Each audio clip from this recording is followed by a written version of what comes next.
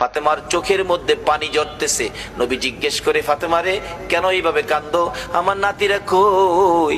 দুই নাতি না দেখলে আমার শান্তি লাগে না। ফাতেমা বলেন, বাবা গো, আমি কাঁদতেছি কোন ব্যথায়? ঘরের পিছনে যাইয়া দেখেন গো বাবা, আজকে 3টা দিন পার হয়ে গেল, আমি ফাতেমার চুলায় আগুন জ্বলে না। আপনার আদরের দুই নাতি না খাইয়া থাকতে থাকতে পেটের খিদার যন্ত্রণায় ঘরের পিছনে গলাগুলি করে নানা নানা কইয়া কাঁদতেছে গো বাবা। আমার নবী পিছনে যাইয়া দেখে গলাগুলি করে নানা নানা কইয়া কাঁদতেছে।